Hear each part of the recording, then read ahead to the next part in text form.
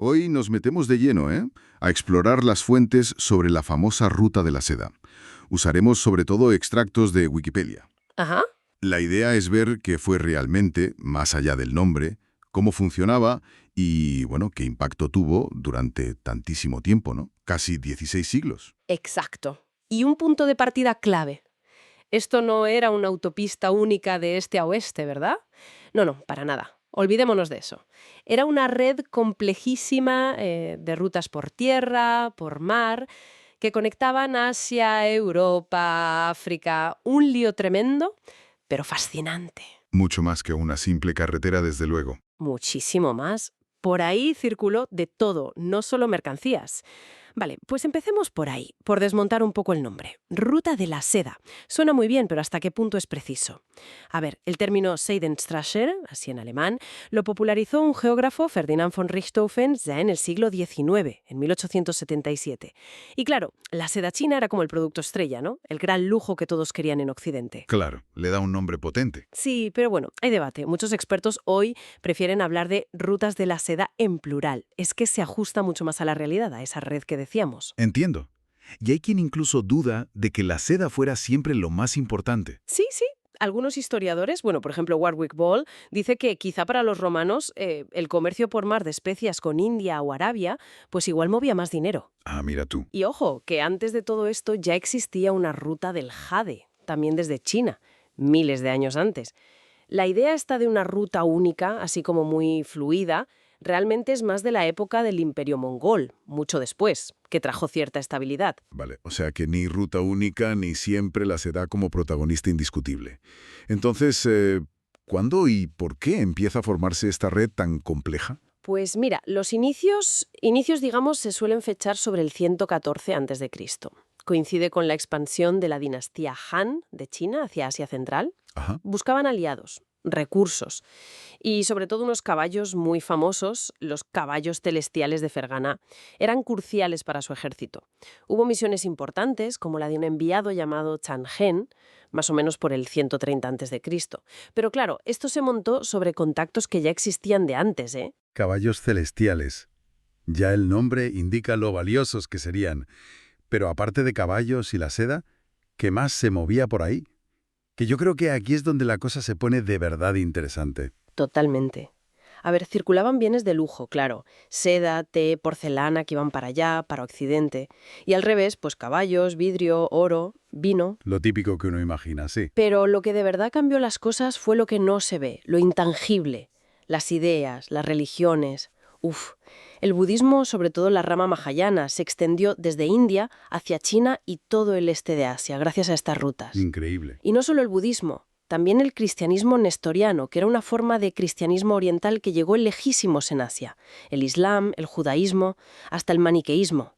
Uf, aquella religión antigua tan particular. O sea, fueron auténticas autopistas para la fe y la filosofía. Y para la tecnología y la ciencia, piensa en cómo llegó el papel desde China a Occidente, o la pólvora. Revolucionaron todo. Desde luego. Y el arte también. Surgió un estilo muy curioso, el greco-budista, allí en Asia Central. Una mezcla fascinante. Y claro, se movía gente. Mercaderes, monjes, soldados, pueblos nómadas. Pero este movimiento de gente tuvo también una cara oscura. ¿Te refieres a las enfermedades, quizás? Exacto. Es que estas rutas conectaban culturas, sí, pero también microbios. Hay teorías bastante fuertes que relacionan la peste negra, la que arrasó Europa en el siglo XIV, ¿sabes?, con la propagación de la bacteria a través de las caravanas y los barcos de esta red. Uf, qué fuerte. Sí, es un recordatorio de que la globalización, aunque fuera temprana, ya tenía sus peligros. Única ruta. ¿Cómo funcionaba eso en la práctica? Porque no me imagino a un mercader romano llegando hasta China así como así. No, qué va. Eso era rarísimo. Funcionaba más bien como una cadena de relevos. Era una red muy, muy descentralizada. Las mercancías, las ideas, iban pasando de un intermediario a otro. Ah, claro. Hubo pueblos clave en esto, como los sogdianos, que eran un pueblo de habla irania de Asia Central, fueron los grandes comerciantes durante siglos. Y además, viajar era peligroso, ¿eh? Había bandidos, el clima era extremo, el terreno difícil. Imagino. ¿Y hubo épocas de más seguridad o más movimiento? Sí, claro, hubo altibajos. La demanda del Imperio Romano al principio tiró mucho del comercio. Luego, el Imperio Bizantino consiguió producir su propia seda. Bueno, según la leyenda, robando huevos de gusano. Imagínate. Vaya historia. Luego, la dinastía Tang en China, entre los siglos VII y IX, fue otra edad de oro. Pero quizás el momentazo de conexión por tierra fue durante la Pax Mongólica. La paz mongola, sí. Ujú. Siglos XIII y XIV, ¿no? La época de Marco Polo. Eso es. Marco Polo, que sí hizo ese viaje increíble. Los mongoles unificaron un territorio enorme y eso pacificó las rutas terrestres, hizo los viajes largos más seguros. Aunque él, fíjate qué curioso, no usó el término ruta de la seda. Anda. Pero ojo, que no hay que olvidarse de la ruta marítima. Siempre estuvo ahí, funcionando en paralelo, con sus propias historias, y sus orígenes son incluso más antiguos, ligados a navegantes austronesios. Muy importante también, claro. ¿Y cómo decayeron estas rutas terrestres al final? Pues fue algo gradual. Primero, el imperio mongol se fragmentó y se acabó esa unidad que facilitaba los viajes largos, Se rompió la conexión. claro. Y luego, a partir del siglo XV, más o menos, el imperio otomano se hizo fuerte, controló puntos clave de paso y, bueno, encareció el comercio terrestre. Y eso empujó a buscar alternativas. Exacto. Fue un incentivo enorme para que las potencias europeas, como Portugal, España, buscaran como locos rutas marítimas alternativas para llegar a Asia, ya fuera bordeando África o, bueno, cruzando el Atlántico. Entendido. Entonces, resumiendo mucho, las rutas de la seda fueron bastante más que comercio. Fueron como un crisol, ¿no? Un lugar de mezcla durante 1600 años de culturas, tecnologías, religiones, hasta enfermedades. Conectando un continente enorme. Justo eso. Un fenómeno de interacción global súper temprano. Y su legado es tan bestia que hoy día hay partes de esas rutas que son patrimonio de la humanidad por la UNESCO e inspiran cosas modernas, como la iniciativa esta china de la franja y la ruta, la nueva ruta de la seda. Es verdad. Y como reflexión final, para dejar pensando a la gente. Pues quizás lo más importante que nos dejaron estas rutas no son los objetos, la seda o las especias, por muy valiosos que fueran. Tal vez lo que de verdad perdura es ese intercambio constante de ideas, de conocimiento. Lo intangible que decías antes. Eso es. Esa mezcla de culturas que, aunque no se vea, transformó civilizaciones enteras. Y sus hilos, sus consecuencias, pues las seguimos viendo y viviendo hoy. Es un buen recordatorio de cómo las conexiones entre personas pueden literalmente redibujar el mundo.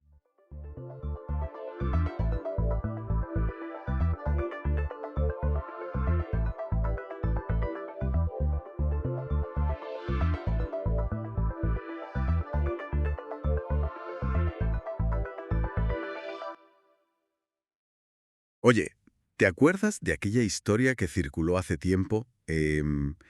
Eso de que en Japón se llegó a enseñar en los coles que pi era 3. Uf, sí. Vaya revuelo se montó con eso, ¿eh? Totalmente. Llama mucho la atención. Pero bueno, como casi siempre, la cosa tiene sus matices. A ver, oficialmente, pi siempre fue 3,14 en las aulas japonesas. El lío viene de una directriz educativa, digamos un poco ambigua. Entiendo. Pues vamos a meternos a fondo con esto. Tenemos fuentes que explican bien cómo surgió el malentendido, cómo se fue extendiendo y, bueno, el impacto que tuvo. Queremos desentrañar esta historia, ¿no? Exacto. El origen, mira, está en una revisión de las directrices del currículo de 1998, que se aplicó en 2002. Esto coincidió con la política de Yutori Kyoiku, la famosa educación relajada. Ah, sí. La que buscaba bajar un poco la presión en las escuelas. Menos memorizar y más, bueno, otro enfoque. Eso es, una política que ya de por sí generó algo de debate, ¿sabes?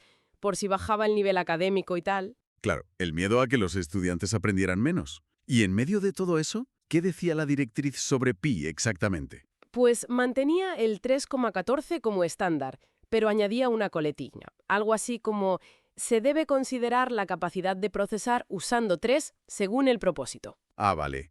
Según el propósito. Esa es la clave, entonces. Justo. La idea original era muy concreta. Usar 3 para hacer una estimación rápida, ¿sabes? O comprobar un resultado a ojo, algo aproximado. O sea, que no era una orden de usar siempre 3, ni mucho menos. Era una herramienta opcional para casos específicos. Exactamente. Una distinción que, bueno, parece que se perdió un poco por el camino. Ya veo. Y para añadir más confusión, había otra norma por ahí que limitaba los cálculos con decimales hasta la décima en quinto grado. Espera, pero 3,14 redondeado a la décima es 3,1. Exacto. No 3. Pero bueno, todo sumó al desconcierto general, ¿sabes? Menudo lío. Entonces, si la directriz en el fondo era clara, ¿cómo es que todo el mundo acabó pensando que pi es 3? Pues porque esa ambigüedad fue, digamos, el caldo de cultivo perfecto, y alguien la aprovechó muy bien. ¿Así? ¿Quién? Resulta que en otoño de 1999, una empresa potente de academias de refuerzo lanzó una campaña de publicidad muy llamativa. Anda. ¿Y qué decían? Pues usaban eslóganes súper directos, tipo área del círculo, radio por 3. Así, tal cual. Uf, qué directo. Una jugada de marketing potente, sobre todo si ya flotaba en el ambiente esa preocupación por la educación relajada. Justo ahí le has dado. Los medios de comunicación se hicieron eco enseguida y le dieron mucho bombo. Lo vincularon directamente con la supuesta bajada de nivel académico. Claro, y la percepción pública cambió muy rápido. Mucha gente se quedó con la idea de que el gobierno obligaba a enseñar pi igual a 3. ¡Qué fuerte! Hasta el punto de que el ministro de Educación de entonces, Akito Arima, tuvo que salir a lamentar no haber explicado mejor los cambios. Sí, lo dijo públicamente. Pero ya era tarde, la bola de nieve era enorme. Imagino la confusión incluso entre los profes. Totalmente. Hubo profesores que se lo creyeron. Hay un testimonio de Masahiro Kaminaga, un profesor, que confesó que él mismo pensó al principio que era una reforma absurda eso de imponer pi igual a 3. Normal que hubiera confusión. Y claro, matemáticamente la idea de pi igual a 3 no se sostiene por ningún lado, ¿verdad? Para nada. Los problemas son evidentes. La diferencia de precisión es grande. Alguien señaló, por ejemplo, que con pi igual a 3, la longitud de la circunferencia sería igual al perímetro de un hexágono inscrito. Y eso no es así. Claro, es un error de base. Y ese 0,14, aunque parezca poco, Se nota enseguida. En un círculo pequeño de 10 centímetros de diámetro, el error ya es de casi 1,5 centímetros en la circunferencia. Imagínate en cálculos más grandes. ya. Y supongo que también afectaba al tema de las cifras significativas y todo eso. Efectivamente. Y lo curioso es que la cosa no se quedó solo en debates educativos o matemáticos. Traspasó a la cultura popular. Sí, he leído algo de eso, que apareció en sitios un poco inesperados. Sí. Se menciona, por ejemplo, en una novela llamada Zaregoto, donde hablan de la tragedia del 0,14. Anda. Salió en sketches de humor en la tele. E incluso en la letra de una canción de un anime, Yutori-chan, que decía algo como 3,1415 pi es aproximadamente 3. Es increíble cómo calan estas cosas. Pero hubo una reacción académica interesante, ¿no? Algo de un examen de universidad. Sí, eso fue muy sonado. En 2003, la Universidad de Tokio, que es de las más prestigiosas, puso una pregunta en su examen de acceso que pedía demostrar que pi es mayor que 3,5. Qué bueno. Una forma sutil de... Exacto. Mucha gente lo veía como un mensaje directo, una crítica elegante a esa supuesta simplificación del gobierno. La demostración, por cierto, se basaba en comparar el círculo con un polígono inscrito, un dodecágono. Muy ingenioso. Y al final, ¿cómo se arregló oficialmente todo este embrollo? Bueno, llevó su tiempo, las directrices se fueron revisando. En 2003 ya hubo una revisión que flexibilizaba un poco, pero el cambio clave fue en 2008, que entró en vigor en 2011 para primaria. ¿Y qué hicieron? Pues quitaron por completo la frasecita de Marras, la de usar 3 según el propósito. Así reafirmaron el 3,14 sin dejar lugar a dudas. Vale, o sea, resumiendo, la historia de pi es 3 en Japón fue un malentendido enorme. Nació de una frase un poco ambigua. Eso es. Fue impulsada por publicidad, por la ansiedad social sobre la educación, ¿Y por los medios? y se extendió muchísimo, aunque oficialmente pi siempre fue 3,14. Tal cual. Y aunque se corrigió, el eco de esa idea duró bastante. Demuestra lo difícil que es a veces deshacer un malentendido una vez que echa raíces. Pues sí. Y nos deja pensando, ¿no? Cómo una frase, quizá no del todo afortunada, en un documento oficial, malinterpretada y amplificada, puede generar tanto debate, tanta controversia, e incluso desconfianza. Totalmente. Quizá nos hace preguntarnos qué otras cosas quedamos por hechas, otros hechos aceptados. Podrían basarse en malentendidos parecidos o en simplificaciones que se nos han quedado grabadas.